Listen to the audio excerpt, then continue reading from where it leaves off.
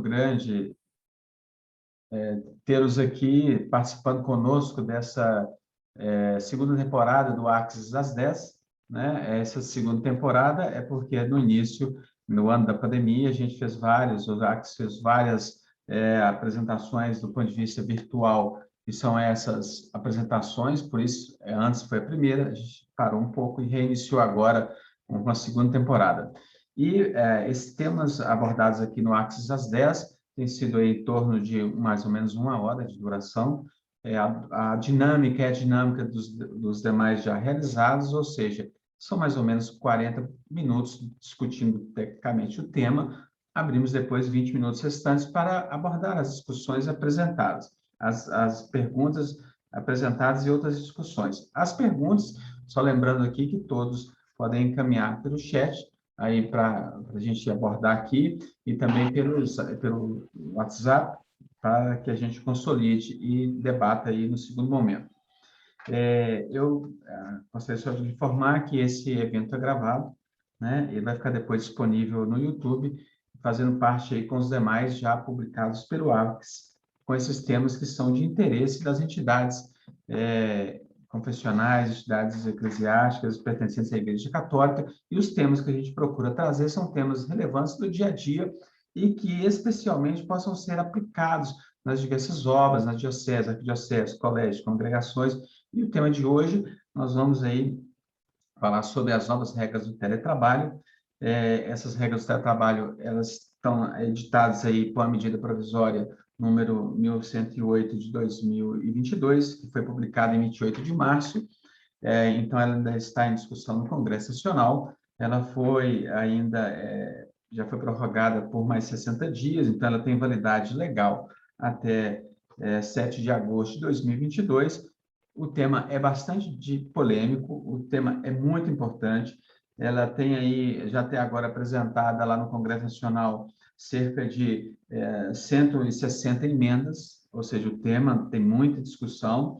E por que é importante a gente lembrar que pode ser utilizado nas atividades dos colégios, das congregações, das cúrias, das paróquias, ou seja, todo o empregador pode utilizar essa medida, essas regras do teletrabalho. E pensando também no caso da igreja, né? A igreja tem a Laudato Si, que tem a ver com a questão de cuidar da casa comum, né? Quando a gente fala de cuidar da casa comum, quando a gente está falando de teletrabalho, a gente está falando em menos emissões contra o meio ambiente, de utilizar menos veículos, né? Então, tem seus reflexos nas orientações da própria igreja e também nas orientações da Agenda 2030 da ONU, que tem lá os seus 17 objetivos. Claramente, alguns deles encaixam aí nessa questão de teletrabalho. Por exemplo, o objetivo número 3, que trata de saúde e bem-estar, né? Tem a ver com a saúde de todos, vida saudável. O objetivo 13, que é contra a mudança global do clima. Enfim, é um tema conexo, seja com as necessidades estratégicas das instituições em otimizar suas relações de trabalho, os resultados do trabalho, né? Eventualmente também de custo, mas principalmente de planejamento estratégico, de utilizar isso, e qual maneira que a gente pode aprofundar essa discussão e aplicar no nosso dia a dia das entidades. Então, hoje nós teremos aí a doutora Manuela Dantas. Ela já participou conosco em algumas edições aí do Axis às 10, ela tem aí uma participação efetiva no mundo do trabalho, então ela vai discursar um pouco conosco e apresentar conosco as principais ideias, e eu peço a todos que estão participando que enviem para a gente as perguntas para enriquecer esse diálogo, apesar da gente tentar contextualizar a abordagem do tema à prática das entidades vinculadas à Igreja Católica como um todo, né, colégios, obras assistenciais, diocese, arquidiocese. É importante que vocês também apresentem as demandas para a gente discutir aqui. Lembrando que tem uma cartilha do Axis, feita pelo Axis, com a coordenação da doutora Manuela, a respeito desse tema específico. Vai estar o link aí para vocês baixarem essa cartilha para aqueles que não baixaram ainda, né? E aproveitar e baixar e utilizar. Lembrando que essa discussão está sendo feita agora, dessa medida provisória, ela foi publicada no Diário Oficial da União de 28 de março. Nós estamos trazendo agora porque o tema ainda requer um amadurecimento, certamente no Congresso Nacional, mas ela é uma lei que está em vigor. Então, quem for utilizar, o que vale hoje é a regra que a gente vai discutir aqui. Lembrando que, chamando a atenção já para o próximo Axis às 10, que o Axis às 10 ele é feito na última quinta-feira de cada mês. Então, na próxima última quinta-feira do mês de junho, será no dia 30 de junho, e o tema é um tema também muito relevante. É um tema que trata dos imóveis eclesiásticos, principais gravames e seus reflexos. Então, esse tema, ele é atual, a gente vai trazer a prática que a gente tem vivido nos diversos trabalhos que a gente faz em todo o Brasil com as entidades eclesiásticas, que a gente chama de entidades eclesiásticas, são dioceses, arquidioceses, colégios, congregações, Instituto de Vida Consagrada. Então, trazer quais são os principais gravames que existem nos imóveis que são de propriedade desses entes eclesiásticos e quais são os reflexos para o dia a dia dessas entidades. Então, um tema muito relevante. Espero que vocês também aproveitem o dia de hoje e já se programem para o próximo evento. Passo a palavra à doutora Manuela, por gentileza, doutora Manuela, para dar continuidade aí e um bom trabalho e um bom curso para todos nós. Muito obrigada, Ana Milton. Bom dia a todos. Sejam todos bem-vindos ao nosso Axis às 10. É uma grande alegria, né, que eu faço parte aqui da consultoria do Axis. Agradeço, né, pelo convite para participar desse momento tão importante de capacitação. Então, aqui vocês podem, como a Ana Milton bem colocou, vocês podem ficar à vontade para colocar as perguntas e ao final a gente vai discutir. É até muito bom que vocês façam essas perguntas mesmo, para a gente sair daqui com as dúvidas tiradas, e às vezes a sua dúvida é a dúvida do outro, né? Às vezes tem outra pessoa aqui que também está passando pela mesma situação, então é sempre muito importante essa participação de vocês, que vai enriquecer muito as nossas discussões. Bom, como o Namito falou, as medidas provisórias, a 1108 e a 1109, elas saíram no dia 28 de março de 2022. Nós já tivemos, né, medidas provisórias durante a pandemia, e aí é só para a gente recordar mesmo a 927, que foi convertida, né, em lei a 14.010, e aí vocês vão perceber que, na verdade, a medida 1109 não vai ser objeto do nosso foco hoje, em razão de ser uma medida provisória específica para aquelas entidades que estejam em situações de calamidade pública. Então, se a sua entidade, né, seja o colégio ou sua diocese, esteja em uma situação de calamidade pública, algumas outras regras que a gente não vai enfocar aqui, mas na nossa cartilha já está tudo completo, né? A gente respondeu todas as perguntas relacionadas também a essa medida provisória, até mesmo para deixá-la de forma completa, em razão das duas medidas que saíram, mas o nosso foco hoje vai ser a medida provisória 1108, que vai tratar das novas regras para o teletrabalho. Nós bem sabemos que o teletrabalho, principalmente em razão da pandemia, na verdade, as disposições que tratam do teletrabalho, eles já existem no nosso país desde 2017 com a Lei da Reforma Trabalhista. Então, a Lei 13.417. Em 2017, nós tivemos várias legislações que trouxeram várias disposições e regulamentações importantes para o direito do trabalho. Então, é importante, né, a gente falar, deixa eu só passar a apresentação, só me apresentando, né, primeiramente. Então, eu sou a Manuela Danda, sou mestre em Direito Privado pela PUC Minas, sou especialista em Direito do Trabalho também, sou professora de pós-graduação e graduação também, e deixei para vocês aqui também na nossa apresentação os meus contatos. Sempre gosto muito desse retorno para a gente discutir, tudo que eu puder ajudar vocês, estou à disposição, né? Sou consultora aqui também do Axis. Bom, dito isso, a reforma trabalhista, então, ela trouxe várias disposições. Então, na verdade, o teletrabalho, ele já era uma realidade, mas ele só teve a sua regulamentação em 2017, com a lei da reforma trabalhista. Então, nós tivemos a lei 3.467, que trouxe as disposições do teletrabalho, e na pandemia, por ele ter se tornado ainda mais comum das organizações se utilizarem do teletrabalho em razão do isolamento social, Nós tivemos medidas provisórias, né, a 927, que nós até discutimos aqui também no WhatsApp 10, tivemos as medidas que trouxeram algumas disposições e algumas flexibilizações em relação ao teletrabalho, para deixá-lo, para que né, o empregador pudesse utilizar dessa ferramenta de forma menos burocrática. Só que aí nós tivemos esse período da pandemia, a medida provisória, ela não, aqui, que trazia especificamente sobre o teletrabalho, ela não foi convertida em lei, né? E aí nós tivemos, aqui foi convertida em lei, que tratava sobre o benefício emergencial e especificamente sobre outras medidas trabalhistas. E aí nós tivemos, então, no dia 28 de março, essas duas medidas provisórias que entraram em vigor.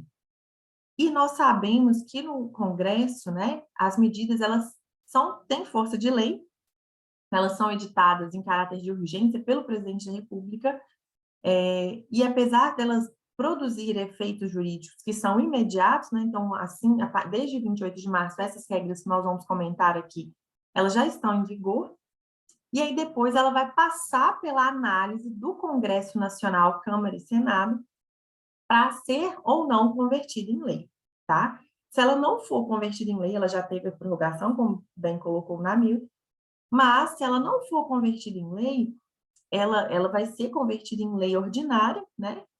Em algumas situações, quando a gente tem medidas provisórias que exijam uma lei complementar, que é um quórum maior para a deliberação, elas são também convertidas em leis complementares, mas nesse caso da lei trabalhista, ela será convertida em lei ordinária. E aí, o que a gente tem que falar sobre isso, né? Esse texto que nós vamos comentar aqui vai ser o texto final, que essa medida provisória a gente não sabe, tá? A gente não sabe porque nós podemos ter várias emendas, várias modificações no texto, porque ela ainda não foi votada, tá? Então, hoje, o que vai valer? A regra que está atualmente, né? O texto que está na medida provisória. Mas, futuramente, se ela for convertida em lei, ela pode, sim, ter algumas alterações no texto e mudar as regras. Então, nós teremos que esperar, porque, nesse momento que a gente tem das votações, muitas entidades se manifestam, né, contrárias ou não ao texto atual, mas o que está em vigor é o que nós vamos comentar. Então, quais foram as principais mudanças trazidas tanto pela MP 108 quanto a MP 109, né? Só para vocês saberem, a MP 109, como eu disse, são as entidades que estão em situação de calamidade pública. Nós tivemos, entre outras disposições, ela, na verdade, é muito parecida, o texto dela, 1109, né? Muito parecido com a 927, lá de 2020, né? Que trouxe disposições na época, no início ali da pandemia, sobre a suspensão do contrato de trabalho, redução proporcional da jornada, antecipação de férias, antecipação de feriados, para esses locais em situação de calamidade pública. Além de disposições novas sobre férias coletivas, FGTS, né? E auxílio, e aí o auxílio alimentação está na MP 108, que a gente vai falar. Bom, como a gente disse, o que é o teletrabalho, né, pessoal? Antes da medida provisória, o teletrabalho, ele era aquele trabalho que era realizado pelo empregado fora do local de trabalho do estabelecimento do empregador, né? Não todo e qualquer trabalho que era realizado fora das dependências do empregador, não. Era só aquele trabalho que se utiliza dos meios tecnológicos para serem feitos, para serem realizados. Então, poderia ser feito em centros que a gente hoje se chama centros telemáticos, né? Por exemplo, uma lan house, em que eu tenho um coworking, né? Que ele vai ter ali um computador à disposição dele, que ele vai executar o trabalho, mas não necessariamente dentro das dependências do empregador.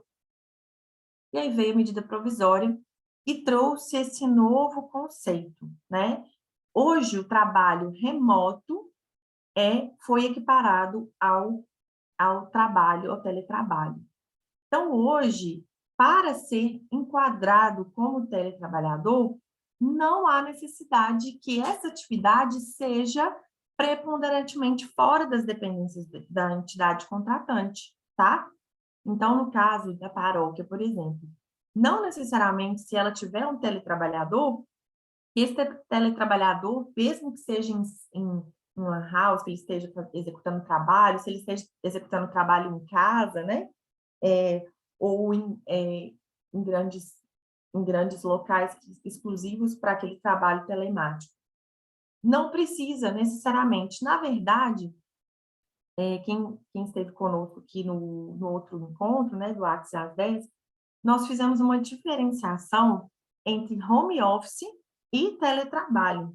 Então, na verdade, agora a gente entende que o teletrabalho ele se tornou um home office, porque o home office, o empregado, né, ele não necessariamente trabalhava fora das dependências. Às vezes, um dia na semana, ele trabalhava em casa, né, através dos meios telemáticos, executando o seu trabalho, e os outros dias da semana dentro das dependências do empregador. O home office era assim, né? Até muita gente confundia as duas nomenclaturas. Mas o teletrabalho preponderantemente fora. Agora se equipararam, né? Então, para a medida provisória, o teletrabalho não necessariamente. Então, quer dizer que eu posso ter um teletrabalhador que, dentro da paróquia, trabalhe 2 dias da semana como teletrabalhador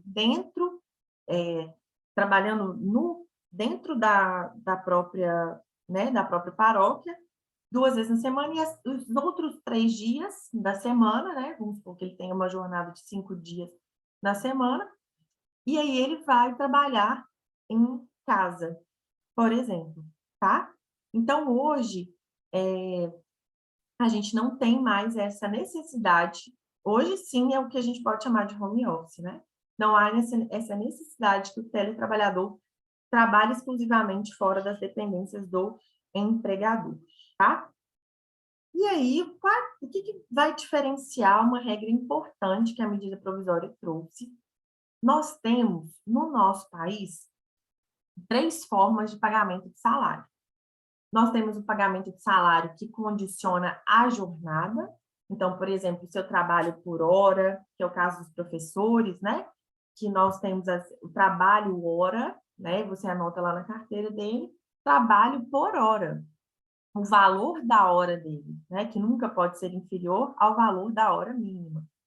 Mas o que a gente tem? Trabalho que é vinculado à unidade de tempo, que é exatamente o tempo, né, que eu tenho ali a minha jornada quinzenal, semanal ou mensal, que é o mais comum de todos, né, em que o empregado é contratado para uma jornada mensal, né, então ele recebe o salário dele até o 5º dia do mês subsequente ao trabalho realizado, mas a gente também tem os casos, como a gente citou aqui, os professores, que eles vão receber por hora trabalhada, né, então vai ter lá as normas relacionadas à convenção coletiva em relação ao valor da hora, né, trabalhada. E a gente tem também o trabalho por produção. Vamos falar primeiro da produção, porque o trabalho por produção é o famoso comissionista. É aquele que trabalha por comissão. Ele não é vinculado, ele tem, claro, o limite de jornada vinculado aos limites constitucionais de 8 horas diárias, 44 horas semanais, mas, na verdade, o salário dele é pago conforme ele produz. Então, se ele vende, né, o comissionista, que a gente chama comissionista misto ou comissionista puro, todas as duas formas, ele trabalha por produção, ou seja, ele vai receber por aquilo que ele produzir, né? Que é o famoso também produção, que a gente poderia dizer que na nomenclatura da doutrina antiga, né, do direito do trabalho, falava por peça, que é, então, independente de se eu trabalhei, se eu fiz durante a minha semana, né, eu não vinculo ao tempo, eu tenho o limite da jornada, mas eu não vinculo ao tempo. Se eu fui contratada para fazer, vamos supor, faço vasos de flor, né? sou uma pessoa, sou uma artesã que faço vasos de flor. Ou eu vou ser contratada, eu vou dar um exemplo das situações que a gente tem as festas dos padroeiros, né? Isso é muito comum.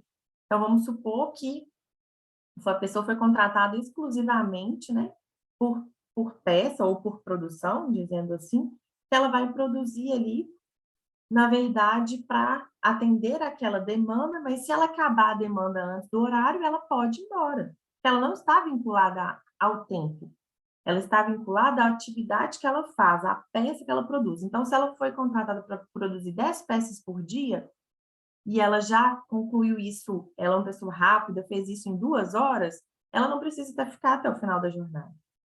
Existem trabalhos que são, assim, muito comum no meio rural, né? Muito comum também nas atividades de artesanato. Então, ela vai receber por peça, né? Por produção, que também o exemplo mais comum dentro do comércio é o comissionista, tá? Nesse caso, e por tarefa é quando eu vinculo tempo e atividade, ou seja, eu tenho metas. E você tem que cumprir determinada meta em tanto tempo. Essa semana você tem essa meta, né? Que geralmente a tarefa, ela vincula essas questões de meta. Nesses 2 tipos, vamos pensar a diferença entre aquele trabalhador, né? Aquele empregado que é contratado por jornada quinzenal, por hora ou mensal, né? Ou semanal também. Eu tenho a diferença, então, desse trabalhador que trabalha por tarefa ou por produção. Nesse caso, aquele que trabalha com uma jornada em que há remuneração por hora, vinculada a uma unidade de tempo, as regras em relação ao teletrabalho dele vão ser diferentes. Agora, antes da medida provisória, todo e qualquer teletrabalhador, não havia essa diferenciação. Todo e qualquer teletrabalhador, ele não estava submetido ao controle de jornada.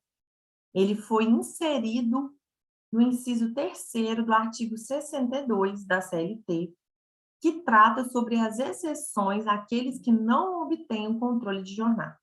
Então, o que aconteceu?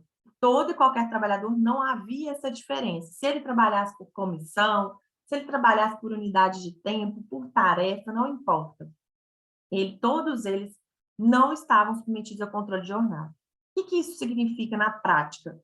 Quer dizer que eles não podiam receber adicional de hora extra, que eles não iam receber adicional noturno, se trabalhassem de jornada noturna. Não havia essa diferença, né? Todo qualquer não eram submetidos ao controle de jornada.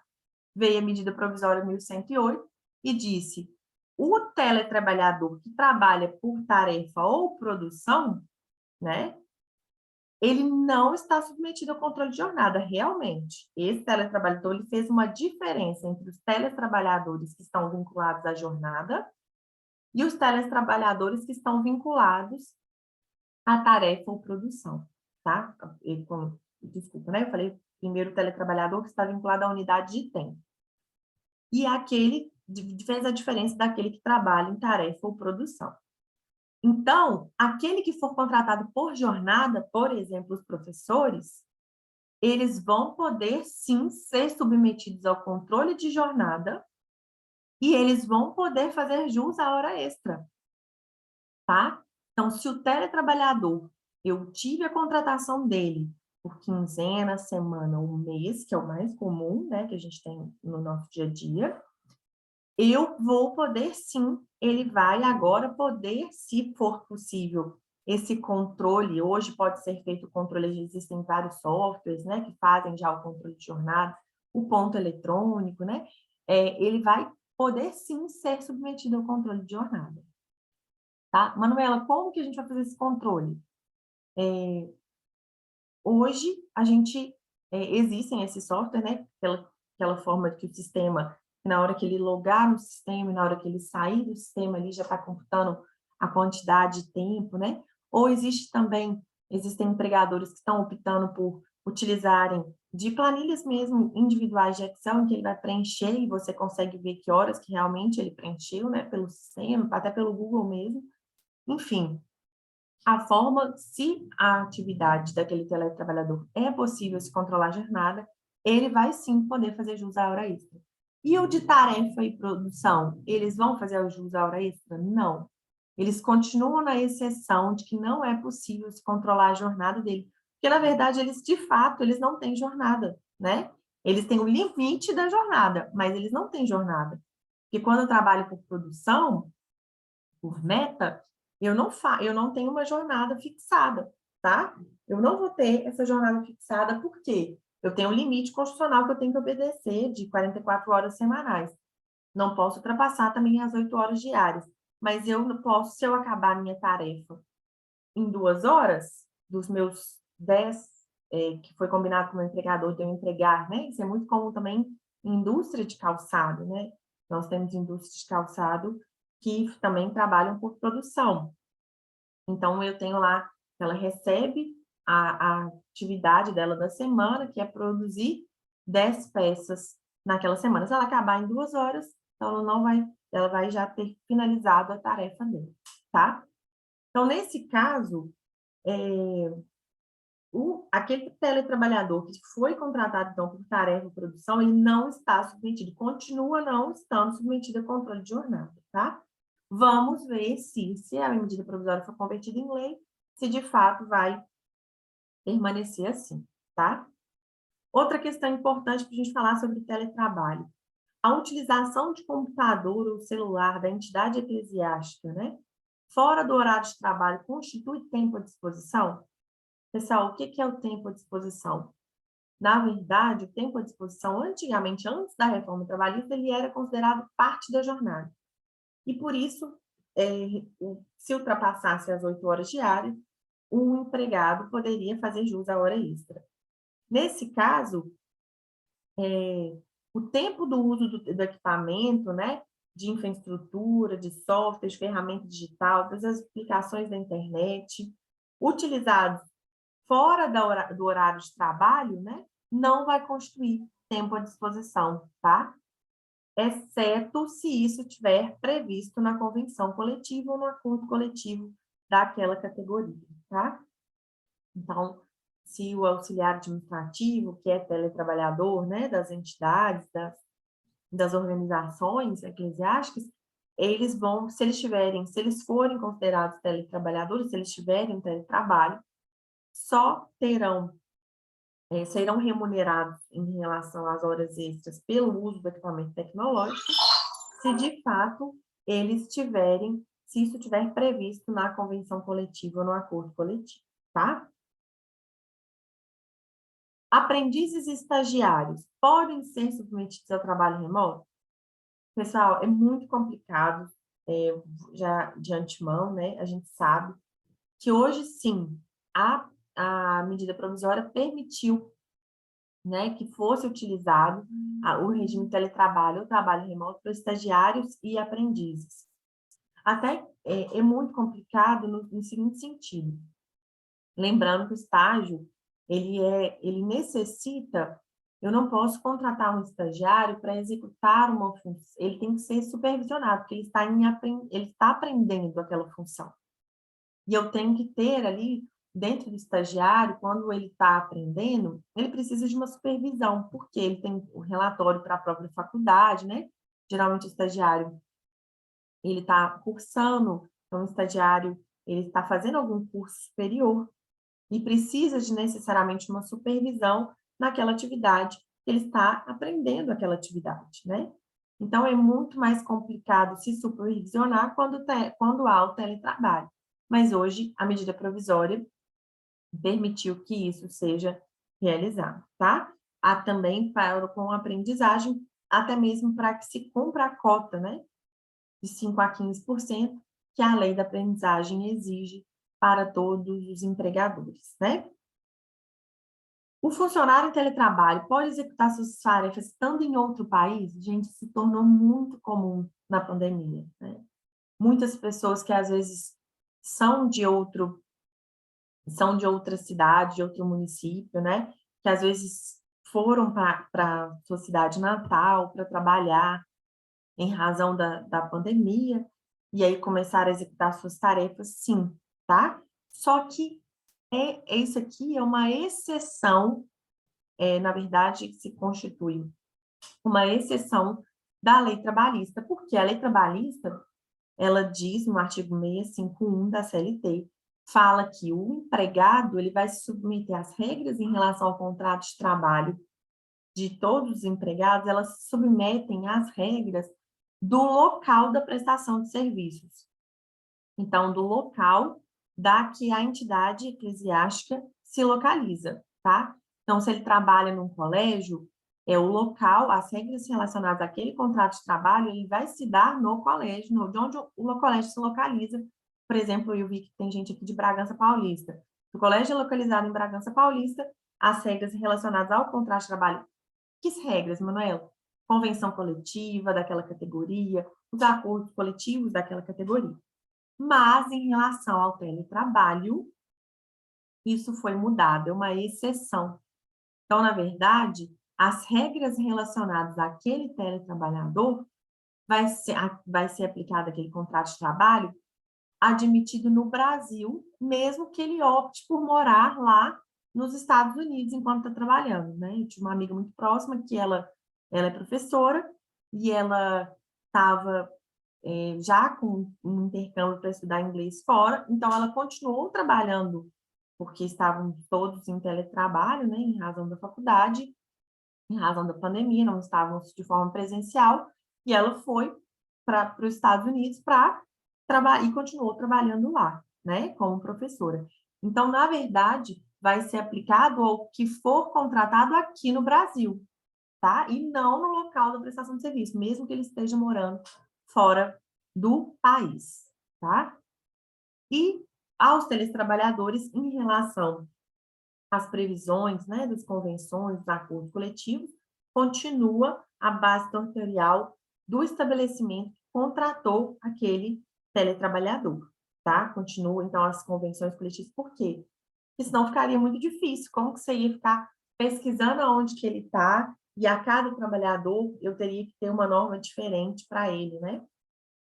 Então, ficaria muito complicado. Então, em relação aos acordos e convenções coletivas, continuam com a regra geral, né, que é a mesma regra para os demais trabalhadores, que é da base territorial do estabelecimento, né, de lotação do empregado. Então, se foi o colégio que é localizado em Bragança Paulista que contratou aquele teletrabalhador, as regras, a convenção e o acordo coletivo que vão ser as regras, né, constantes no acordo e na convenção daquele teletrabalhador serão as de Bragança Paulista, né, que estão vinculadas ao estabelecimento que ele foi contratado, tá bom?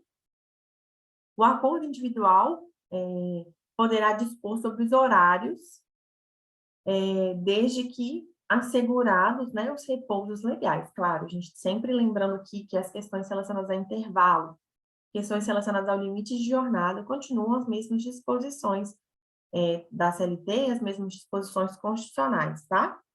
Então, a gente pode ter essa questão do acordo individual. Lembrando também, pessoal, que sempre tem que verificar realmente o acordo da convenção coletiva, por quê? Lembrando que na reforma trabalhista, hoje, os acordos coletivos, eles se sobrepõem às convenções, que, por sua vez, se sobrepõem à lei.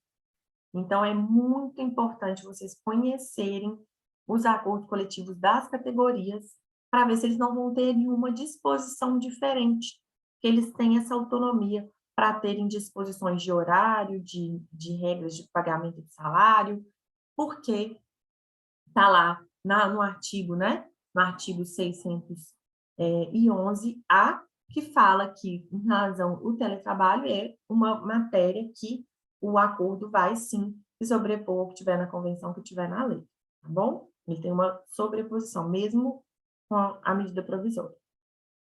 Então, o empregado em regime de teletrabalho, ele pode ir à entidade contratante sem descaracterizar? Sim, mais ainda agora em razão da MP, tá? Porque mesmo se ele trabalhar lá 2 dias na entidade eclesiástica, e se ele trabalhar lá 2 dias, né, como auxiliar administrativo, ele trabalha lá 2 dias na semana e fica os outros 3 dias em casa, executando o seu trabalho, de home office, né, de teletrabalho, em teletrabalho.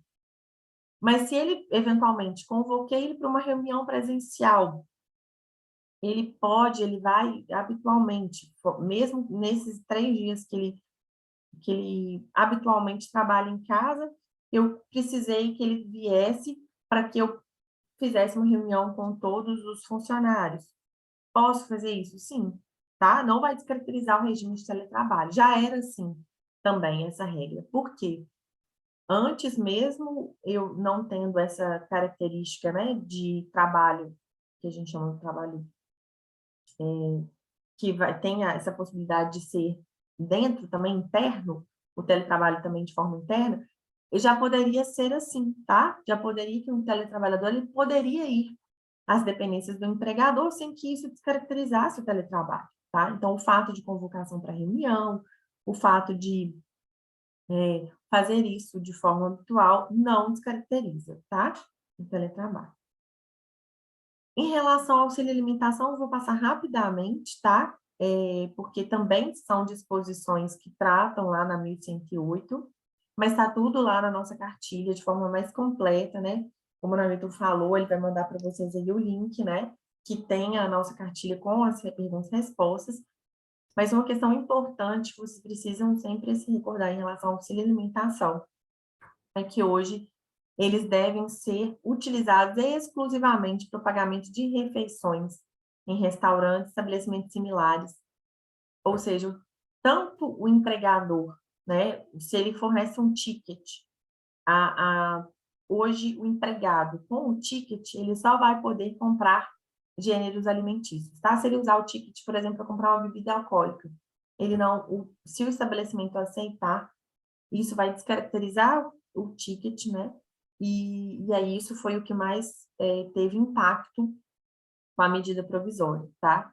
Então, tanto as entidades que fornecem, porque existem também muitos empregadores que fornecem alimentação no restaurante, pagam o restaurante, né? E falam, olha, meus empregados vão almoçar nesse restaurante todos os dias.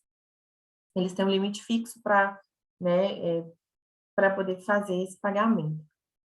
E aí, ele tem que ser pago exclusivamente para refeições, tá? Nunca utilizado para outra finalidade, porque isso pode ser caracterizado até mesmo pagamento de salário, tá bom? Então, foram essas principais alterações. Aqui, né, a entidade eclesiástica precisa da concordância do trabalhador para aderir ao teletrabalho ou retornar ao presencial, né? A comunicação do empregado, ele tem, quando ele vai retornar ao presencial de forma não híbrida, né? Ele precisa ter isso escrito, né? Com antecedência mínima de 48 horas, para que ele possa se adequar a essa nova realidade, né? E é muito importante que Oi? Oi.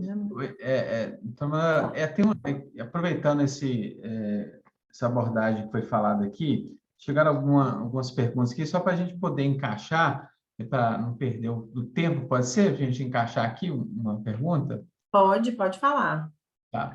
Aqui está a seguinte: se o empregado estiver em teletrabalho, com controle de jornada, ou seja, aquele que foi explicado aí, que não é por tarefa nem por produção.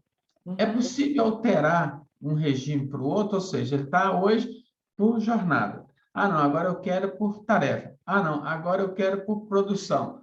Tem tempo para poder fazer esse aditivo, ou seja, tem que permanecer algum tempo prestando teletrabalho de produção para poder eventualmente mudar para controle de jornada ou para mudar por tarefa. Tem tempo e tem que fazer alguma formalização, algum aditivo ao contrato de trabalho?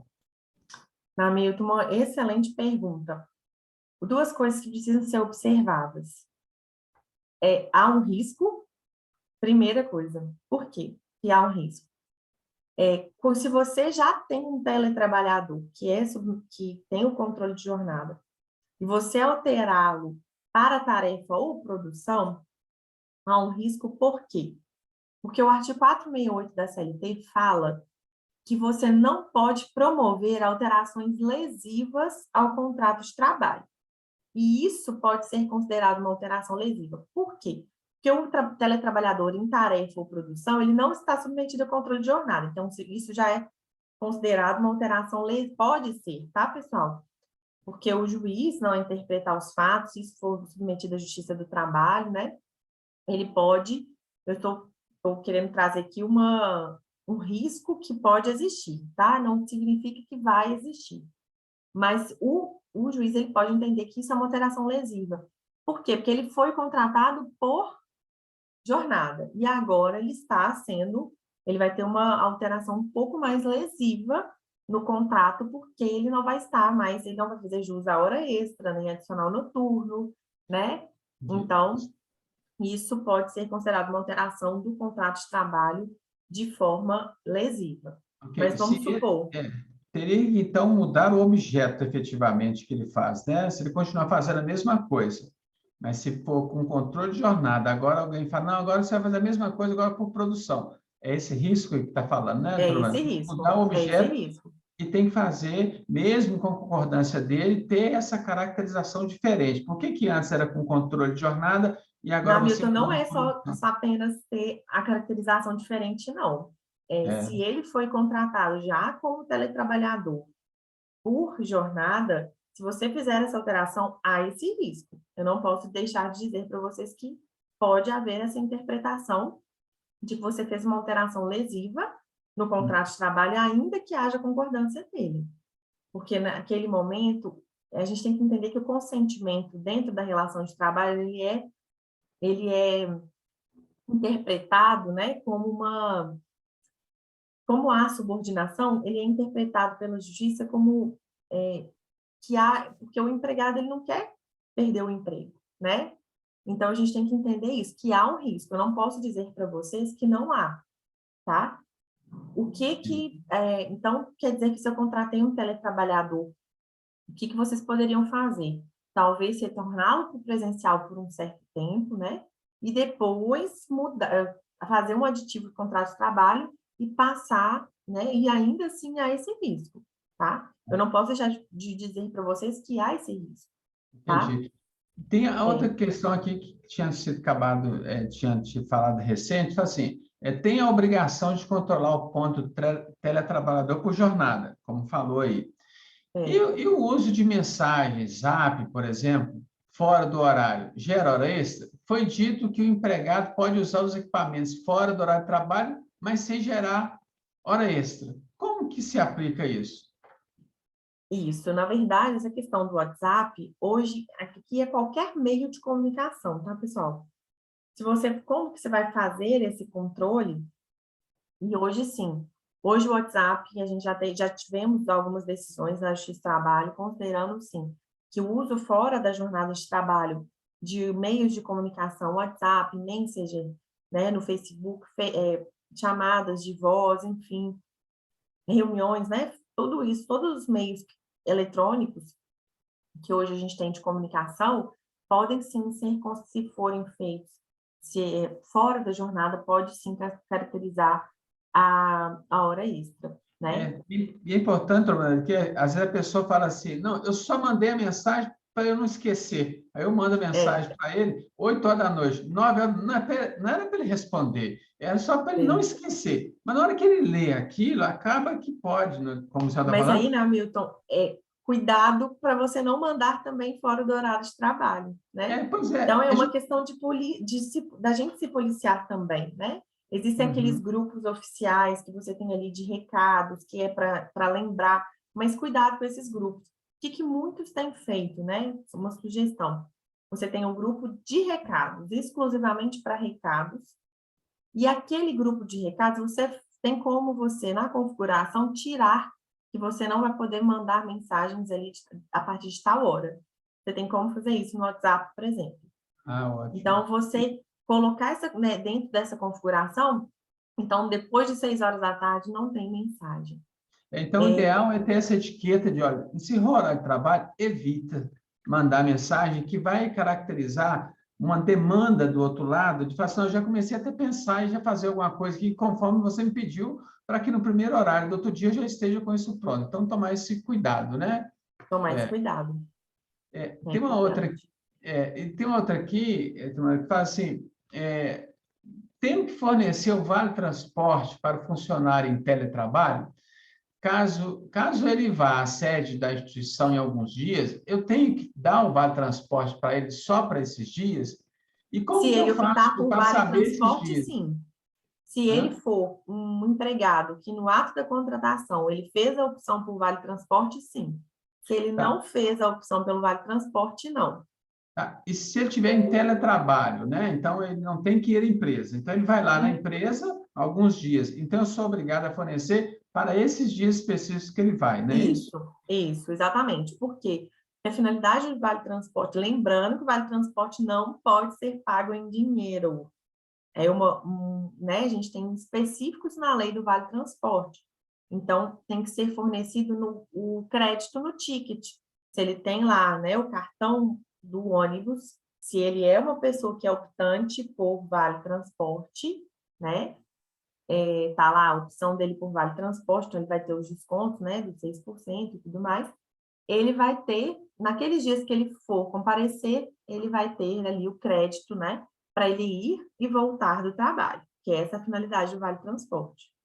E o combinado disso é em tese antes, né? Você fala assim, ó, então você vai precisar de 2 dias, ou de 3 dias, fazer uma métrica antes e formalizar, né? Para não ficar uma coisa solta, né? No aditivo do contrato de trabalho, é importante que isso esteja formalizado, né? Porque como o aditivo do contrato, lembrando, né, que no aditivo do teletrabalho, quando você vai, se você, existem entidades, né, organizações que utilizam o teletrabalho da forma na primeira contratação, então vai ser o contrato já de teletrabalho, e aí vai ter essa disposição também sobre quantos dias que ele vai, quantos dias que ele não vai.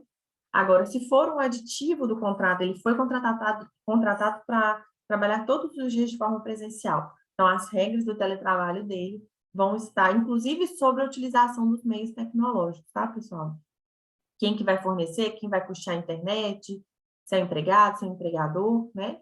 O Axis, inclusive, tem aqui, né, o modelo também do aditivo do contrato de trabalho, do teletrabalho.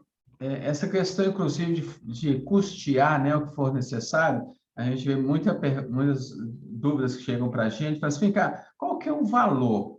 Porque para uns, né, pode ser um valor, para outros pode ser um valor menor, outro valor maior. Então, é uma questão aí que tem que ser o entendimento entre as partes, o combinar antes. Olha, eu vou te dar É, tanto, referente ao não, e uso da sua formalizado, internet, tá, na Milton? E formalizado, preferencialmente isso. formalizado. Tem que ter isso Previamente, escrever posto. lá que tanto é para É, no isso, aditivo. para repor despesas de uso do equipamento dele, de internet, de luz, é isso, né? Uhum. Deixar claro para não Isso. virar verba No, trabalhista.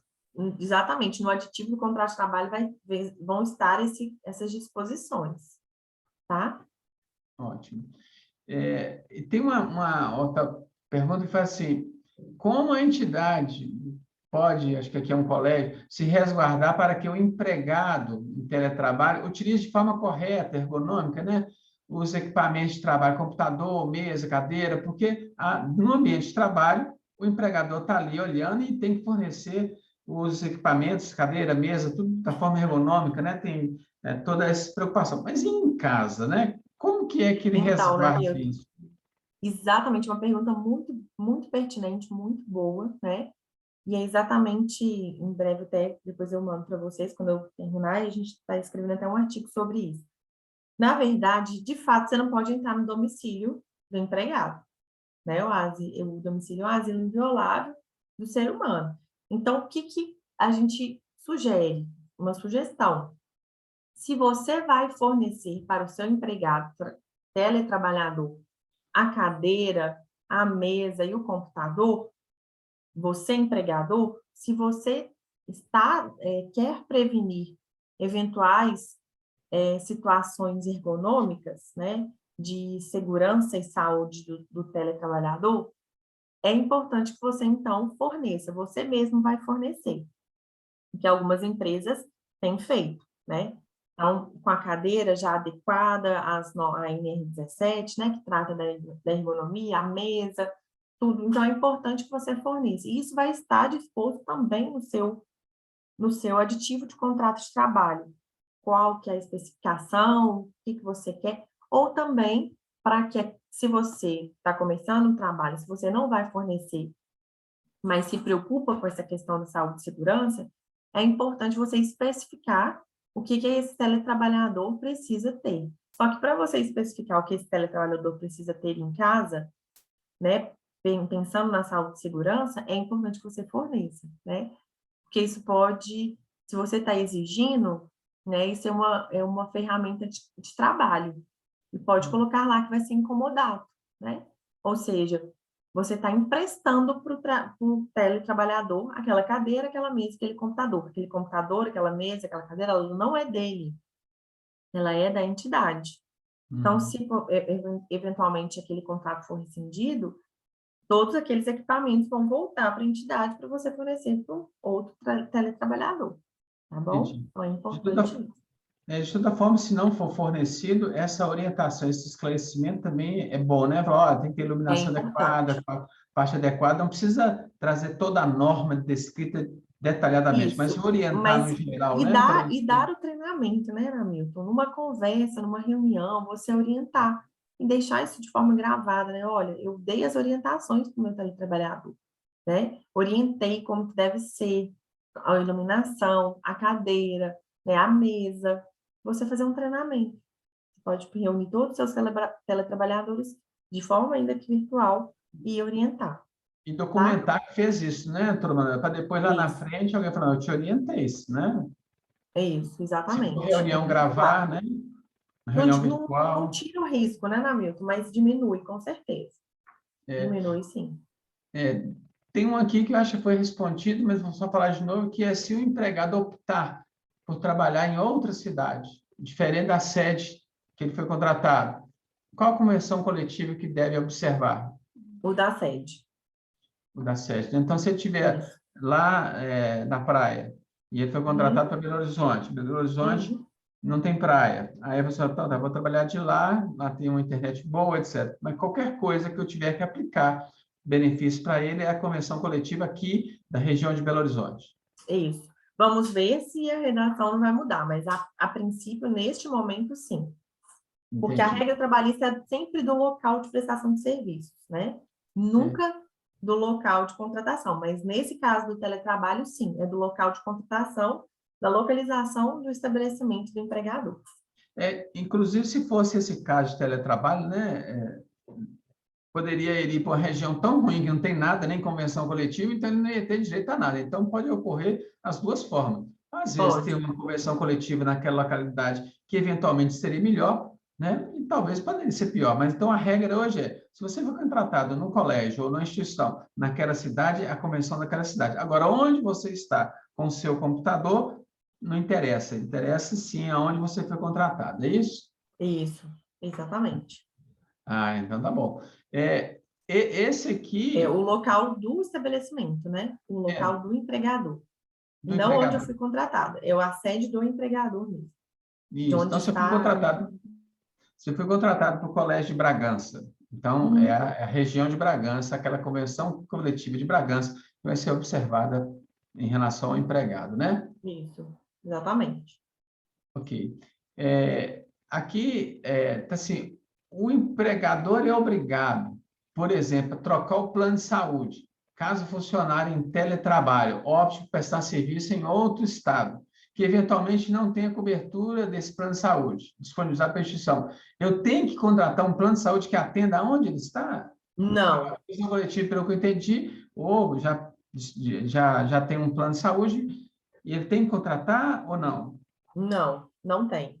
Nesse momento, a gente vai ver ainda como vão ficar essas regras, né? Mas apenas e tão somente se a convenção coletiva tiver uma disposição diferente, a convenção ou o acordo, tá? Se o acordo ou a convenção coletiva tiver uma disposição diferente em caso de teletrabalhador, ela pode dispor, olha, se esse teletrabalhador trabalhar em outra localização que não a sede, né, que não está abrangendo o plano de saúde, se tivesse à disposição, aí sim, aí sim, ele teria que trocar, mas se não tiver nenhuma regra na convenção coletiva, não, tá? Porque as É, regras vão se aplicar do local da contratação, né, de quem o contratou. Então, dependendo aí da regulamentação final do texto da medida provisória, as novas convenções coletivas, o tema ainda vai trazer muitas novidades, né? Poder trazer muitas Com novidades, certeza, né, doutora com Manuela? certeza. Porque, na É, verdade, é uma questão que a gente pode sempre esclarecer, é porque essas medidas provisórias, às vezes, elas vão, né, nem vão ser convertidas em lei. E aí, só que, durante a vigência delas, essas regras estão valendo, já estão valendo. E aí, o que acontece? Muitas organizações, entidades, né, representativas de empregados e de empregadores também estão lá no Congresso debatendo com os deputados, com os senadores e tentando modificar ou não, né, o texto da medida provisória. Por isso que a gente tem esse prazo aí, né, e às vezes tem essas emendas, e às vezes a surpresa também de ter, quando há conversão em lei, de ter, ou às vezes, outro texto, né? Ou outras regras. Então, isso acontece. é o famoso tema jabuti, né? Que não tem nada a ver com a ideia inicial e vai emendando depois vira lei. Tem uma pergunta que eu Vira acho que lei. mais ou menos tem uma pergunta que é mais ou menos nesse contexto, é que se não vir, essa medida provisória não virar lei, ou seja, ela tem validade até agosto. Se ela Até não virar agora. lei, tudo que foi feito nesse período, encerra nesse período. Então, se eu tiver um teletrabalho nesse período, aí eu tenho que mudar o teletrabalho e voltar para o trabalho normal? Como que fica, Não, doutora não. Manuela? O teletrabalho vão voltar às regras. O teletrabalho ele continua sendo possível de ser feito, né? Mas até 7 realmente de agosto, se ela não for convertida em lei, aquelas questões relacionadas à não possibilidade de hora extra, né, que a gente tratou aqui, aí sim que vão voltar às regras anteriores da CLT, né? Uhum. Então, não necessariamente você tem que voltar o seu teletrabalhador para presencial, não. Porque o teletrabalho continua sendo possível ser realizado. O que mudou aqui é a forma da jornada, as exceções, né? Entendi. Tudo isso que a gente tratou aqui. Hoje, na regra atual, não tem essa produção por tarefa, né? Nós temos aí um controle de jornada, né? Temos três opções hoje na medida provisória: controle de jornada, produção ou tarefa. Se não virar lei, qual desses então perde? Porque hoje existe um trabalho externo, né? Que é o chamado home office, né? Como Quem que perde é o que tem o controle de jornada, porque aí ele entendi? passa a não ter mais controle. Ele volta a não ter mais controle de jornada. Ótimo, então. Enfim, o tempo passa rápido, né, doutora Manuela? Já são 11 horas, o tema nosso de Já uma são. hora. E pelo andar das perguntas, das discussões, e até por ser uma matéria relativamente nova, mas termos experimentado esse, vamos chamar de home office, o teletrabalho aí durante a pandemia, a gente acha que o tema está assim, pacífico e, na realidade, ele carece ainda de mais estruturação no ambiente jurídico, né, de decisões, para entender melhor esses detalhes, né, doutora Manuela? Isso, com certeza. Mas lembrando, né, Hamilton, a gente teve essas alterações, principalmente no artigo 75B da CLT, mas as disposições sobre teletrabalho, a gente já tinha essa regulamentação desde 2017, tá? Então, o que vai alterar se essa medida provisória não for convertida em lei é exatamente o teletrabalhador vai voltar a não ser submetido a controle de jornada, né? E aí são essas questões, tá? Mas não vai deixar de existir, tá? O que eu quero deixar claro é que o teletrabalho, mesmo essa lei, essa medida provisória não sendo convertida em lei, ele não vai deixar de existir, porque ele permanece lá, as disposições sobre ele no artigo 75B e seguintes da CLT, tá bom? Tá certo. Mas vamos aqui um pouco do horário, é realmente um tempo que dá para a gente alongar um pouco mais, mas, porém, para seguir o nosso formato das vezes também anteriores, né? Deixar de antemão aqui agradecer a doutora Manuela pela Eu explicação, que pelo agradeço, detalhamento pessoal. aí. Agradecer a todos e todas pela presença. Falar que esse vídeo vai estar disponível nas redes sociais aí do Axis, como os demais também do Axis às 10. Lembrando novamente do próximo tema do Axis às 10, que é no dia 30 de junho, última quinta-feira de junho, que vai tratar aí sobre o patrimônio dos entes eclesiásticos, né? Os imóveis que se tem, falar um pouco dos principais gravames e quais as consequências desses gravames para o dia a dia das entidades, seja do colégio, seja da diocese, arquidiocese, a Instituto de Vida Consagrada, enfim, abordar os principais aspectos. Então, vai ser um tema muito interessante. Tem aí as inscrições, da mesma forma que tiveram, fiquem à vontade, será um prazer novamente. E quanto mais a gente puder, a favor da igreja, discutir temas que ajude a amadurecer o discernimento, o planejamento, né, dentro das regras legais e facilitar um pouco essa discussão árida do dia a dia, que é do ponto de vista legal, será muito bom para todos. Eu queria agradecer, né? Agradecer ao Axis mais uma vez pela oportunidade, na Milton pelo acompanhamento aqui, e todos os presentes. E eu coloquei também aqui os meus contatos nas redes sociais. Estou à disposição de vocês também para o que precisarem, tá bom? Muito obrigada. Obrigado a todas e a todos, e vamos até o próximo Axis às 10, se Deus quiser. Fiquem com Deus e continuamos à disposição aí no Axis para o que for preciso. Obrigada, boa tarde, pessoal. Bom dia, né? Bom dia.